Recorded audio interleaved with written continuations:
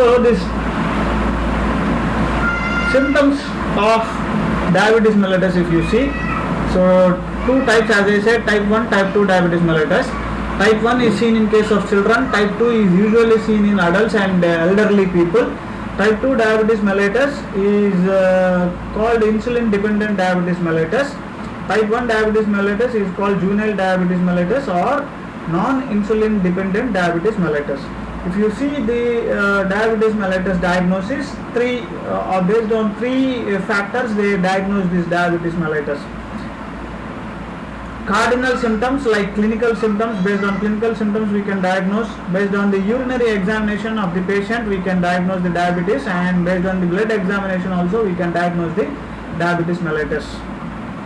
The symptoms, cardinal symptoms or clinical symptoms is polyuria, means increased frequency of urine is called polyuria.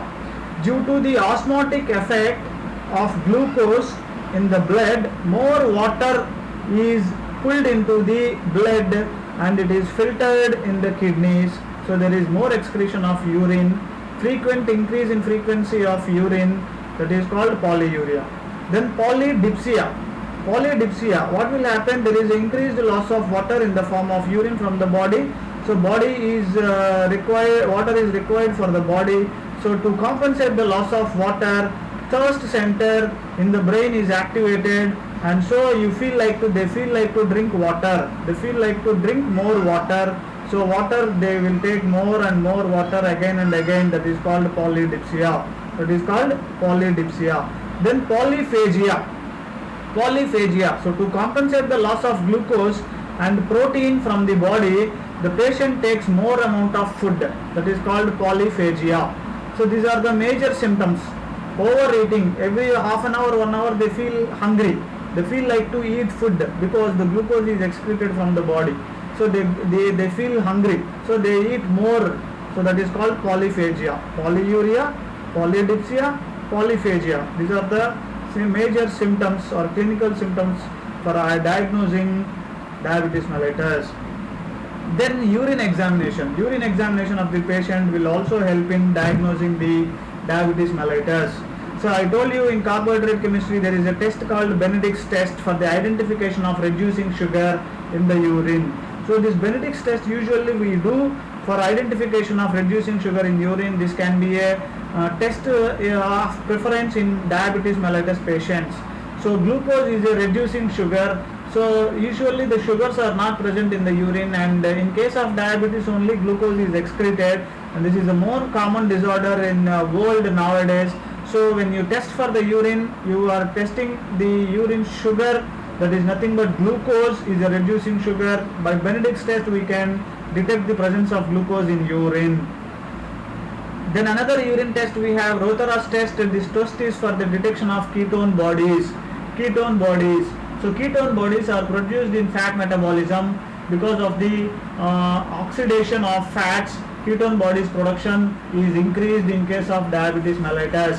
So ketone body detection is also another test which is used for the diagnosis of diabetes mellitus.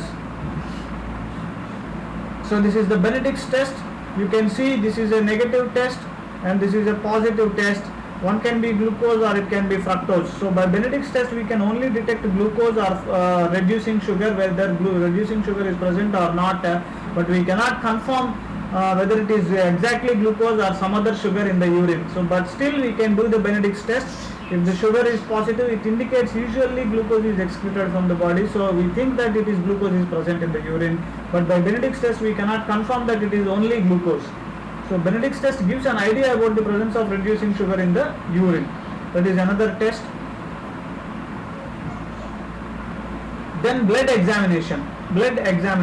So blood examination by doing the fasting blood glucose test, FBS means S means sugar, FBS fasting blood sugar, PPBS postprandial blood sugar means after a meal 2 hours blood sample is collected. After the meals 2 hours we will wait, and after 2 hours we will collect the blood sample, that is called PPBS blood sample. Then we will test the glucose. Then random blood glucose means any time you collect the blood sample that will become a random. Anytime means it may be early morning, it may be in the afternoon, it may be after food immediately, it may be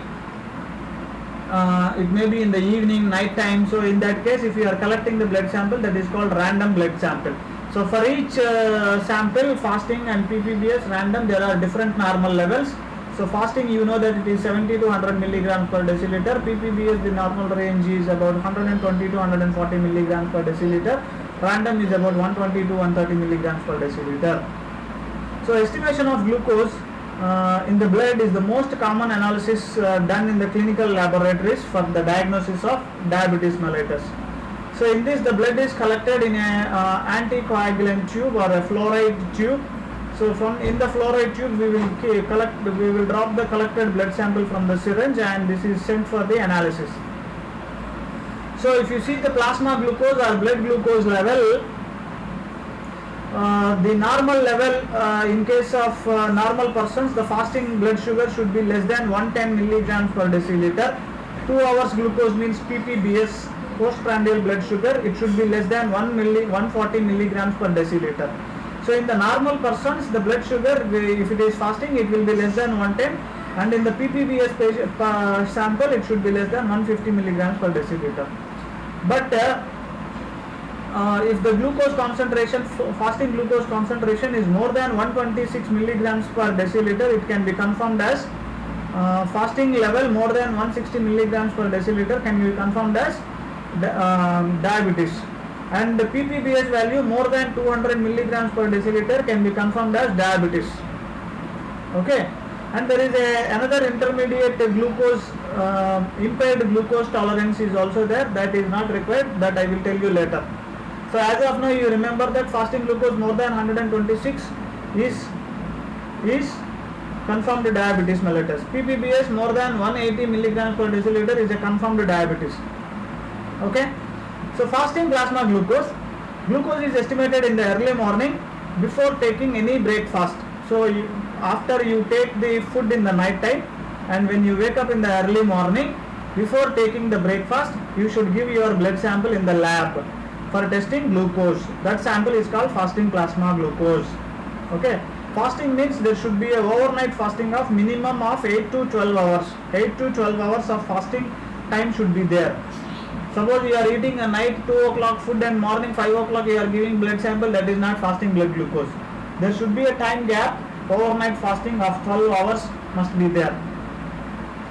Then postprandial plasma glucose test or PPBS test is done after the 2 hours of taking food. After taking the food, 2 hours you have to wait, and after 2 hours of food, if you are giving blood sample, that is called PPBS blood sample. Random blood sugar, RBS or random plasma glucose test is done any time of the day without prior preparation. That is called random blood glucose test or random plasma glucose test. So these tests are used for the diagnosing diabetes mellitus. So criteria for diagnosis of diabetes, if you see, fasting plasma glucose should be more than 126 milligrams per deciliter, and PPBS value should be more than 200, they have mentioned 200 milligrams or 180 milligrams per deciliter. Okay, HbA1c more than 6.5%. There is another test for the monitoring or prognosis of the disease called HbA1c test. If the HbA1c glucose concentration is more than 6.5%, then that is also confirmed diabetes mellitus. Now we have different tests for the identification of diabetes mellitus. Among that, the famous routinely used test for the diagnosing diabetes mellitus is glucose tolerance test. This is called glucose tolerance test. We have different types of glucose tolerance test, that is oral glucose tolerance test, oral glucose tolerance test, or intravenous glucose tolerance test. So oral glucose tolerance test is commonly used for the diagnosis of diabetes mellitus. So GTT means glucose tolerance test. This is the confirmatory test to diagnose diabetes mellitus, and this test should not be done in patients those who are already diagnosed diabetes. This is only should be used for the first time if you are diagnosing the diabetes mellitus. Then only you should use this test. This test should not be used for the patients who are already diagnosed as diabetes mellitus. So in glucose tolerance test, along with the blood samples, urine samples of the patients is also collected. This is mandatory and this is part of the procedure of glucose tolerance test. Glucose tolerance test, as I told, it can be intravenous glucose tolerance or oral glucose tolerance. Oral glucose tolerance is in short it called as OGTT, oral glucose tolerance test.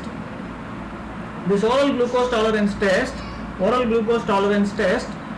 will be used for the diagnosing the patients for diagnosis of diabetes mellitus for the first time. So when you should do the glucose tolerance test, if the fasting glucose is inconclusive, if the fasting glucose value is in between 100 and 126 milligrams per deciliter, then you can, to confirm the glucose, to confirm the diabetes mellitus, you can do the glucose tolerance test. Similarly, during pregnancy, excessive weight gain will be there in the mother. So history of previous big baby is also an indication for the glucose tolerance test. In case of pregnant woman, we will do the glucose tolerance test. Then past history of recurrent abortions. If the patient is having recurrent abortions also, it is better to go for glucose tolerance test to confirm whether they are diabetic or not. To rule out benign renal glycosuria, also we can do this GTT. And family history of diabetes is there, then also the patient can be screened for glucose tolerance test. Now contraindications for glucose tolerance, this should, where it should not be done. Contraindication means when you should not do this test. It should not be done in persons already confirmed diabetes mellitus. DM means diabetes mellitus. In these slides I will use DM short abbreviation for diabetes mellitus. So you don't get confused, DM means diabetes mellitus. And there is no role in follow-up of diabetes mellitus. So when following up of the diabetic patients, you should not do this glucose tolerance test. It should not be done in acutely ill patients, means already bedridden patients and all, you should not do this kind of test, glucose tolerance test. So factors affecting the glucose tolerance test, if you see insulin level, GTT is used to detect insulin deficiency. So by doing this test, what we are doing, GTT is used to detect the insulin deficiency. So that is why this is also called as glucose challenge test. GTT test is also called as glucose challenge test. Why it is called, I will tell you later on. Just now after 5 minutes I will tell you what is GCT, means glucose challenge test. So this test, GTT test, is used to identify the deficiency of insulin. Then carbohydrate starvation. Patient is advised to take carbohydrate rich diet 3 days before the test. Then exercise. Patient is advised to take rest during and prior the test. And liver diseases. In case of already the patient is suffering from any liver diseases, if you do the GTT test, the GTT curve is elevated and it is prolonged. And hypothyroidism patients also, there is abnormality seen in case of GTT curve. So for doing the test, preparation of the patient is very important for GTT test. So how you have to prepare the patient for the GTT test? The subject is instructed to have a good carbohydrate diet for 3 to 4 days prior to the test. Subject is instructed to have a good carbohydrate diet for 3 to 4 days prior to the test. Should take some 30 to 50 grams of carbohydrate in the evening prior to test. So they should avoid any drugs which can affect the blood glucose. So medication should be stopped which are affecting the blood glucose 3 days before. Then should abstain smoking. They should stop the smoking if the patient is a smoker. At least 24 hours before the test they should stop the smoking. Then excessive exercise. Strenuous exercise means a over exercise they should not do on the day before of the testing. Then should not take food after 8 p.m. before night. Previous night they should have food before night, before 8 p.m. and they should come early morning around 7 to 8 a.m. in the morning to give the fasting blood sample. Okay, so before giving the blood sample they should not take the food. Before taking food only they should give the blood sample and they should be present in the lab for testing. So there should be a 10 to 12 hours of fasting should be there, and they are advised to remain in the hospital or lab during the waiting period of 2 hours for the test. So during that waiting period, they should not do any active exercise also. Okay, so that is the preparation of the patient. Once the patient is prepared for the test, then you have to start with the test. Oral glucose tolerance test procedure. If you see, immediately the patient presents in fasting condition to the lab, you collect the blood sample and urine sample. This sample is called fasting blood sample and fasting urine sample. This is called 0 hour sample. 0 hour sample. Then after the blood sample collection and urine sample collection from the patient, we have to give 75 grams of glucose. This glucose is nothing but glucon D.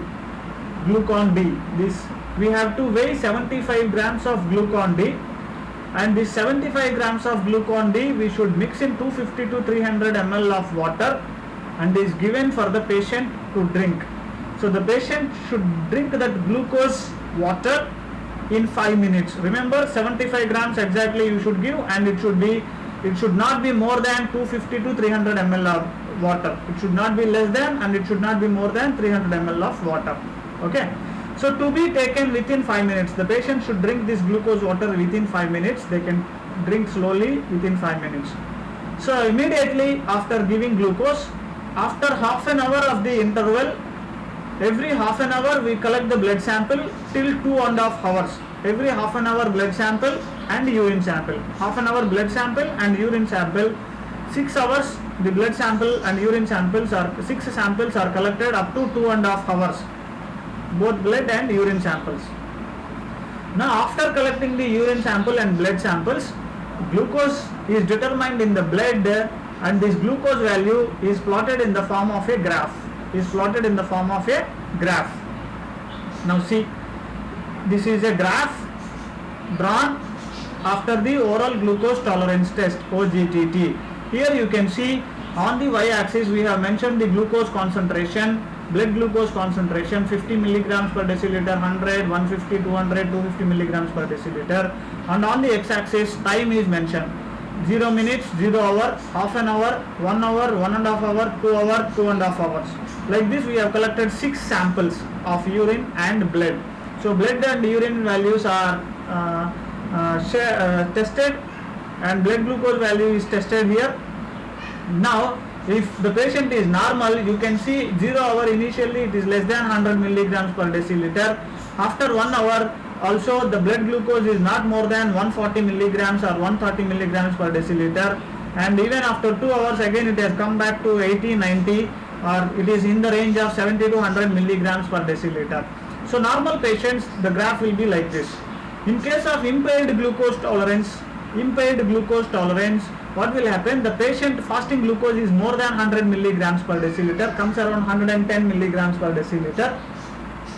And after 1 hour, the 1 hour blood sample concentration is more than 150 milligrams per deciliter and less than 180 milligrams per deciliter. This line is 180 milligrams per deciliter, which is a renal threshold glucose value, for glucose, 180 milligrams.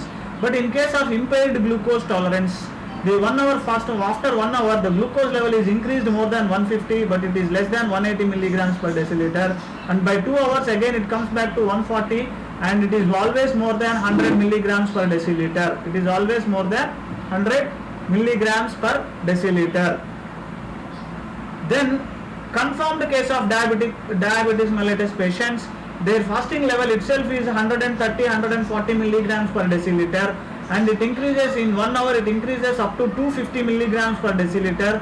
After 2 hours, you see the glucose concentration again has come to 200 milligrams per deciliter, and it is always 160-170 milligrams per deciliter.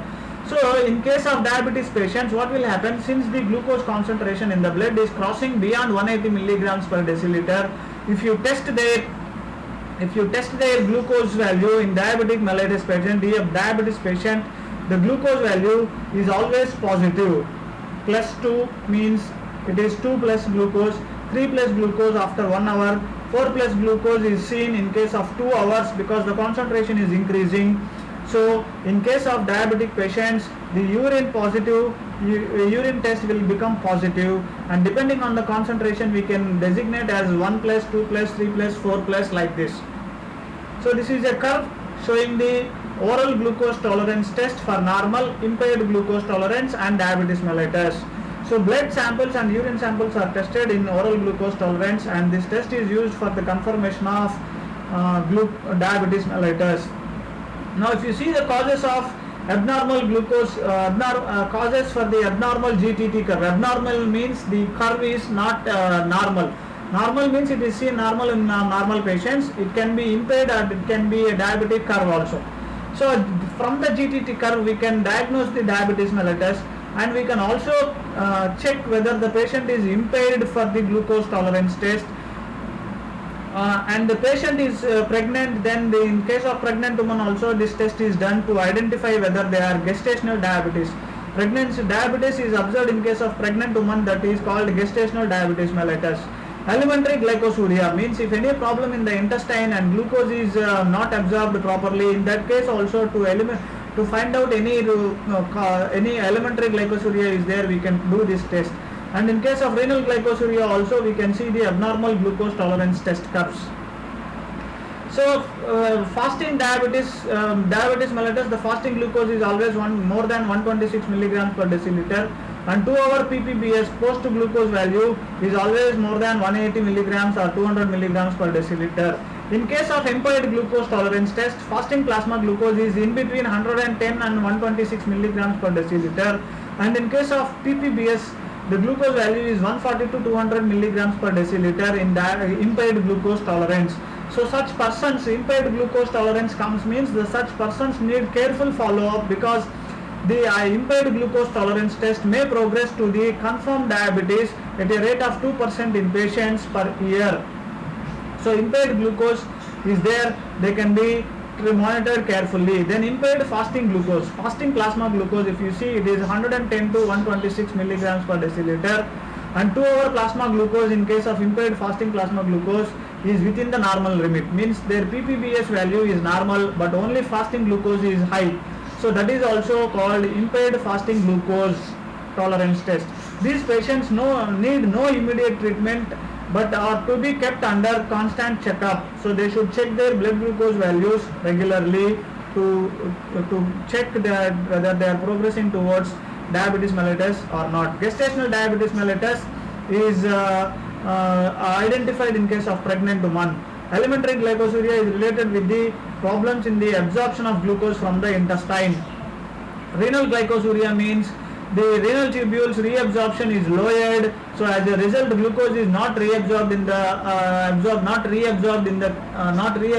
the kidneys, so glucose is excreted in urine, but they are not diabetic patient. Renal glycosuria is because of the problem with the renal tubular absorption, so the glucose is excreted in urine, but actually insulin will be functioning, so they are not diabetic, they are renal glycosuric patients. So to rule out the elementary glycosuria, to rule out renal glycosuria, and to confirm the diabetes mellitus, we can use this oral glucose tolerance test. Okay.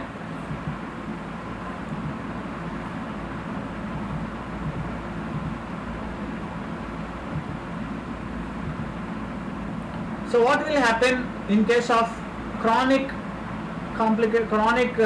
diabetic patients? Diabetic patients, the patients are suffering from diabetes for many years, that is called chronic condition. So in such patients there is a damage to the eye, vascular diseases means blood vessels can undergo damage. The complications can occur in the eye like cataract formation or retinopathy, and kidneys also may undergo damage that results in the nephropathy, and neuropathy means the damage to the neuron cells also can happen in case of diabetic patients. So these are all the other complications that can be seen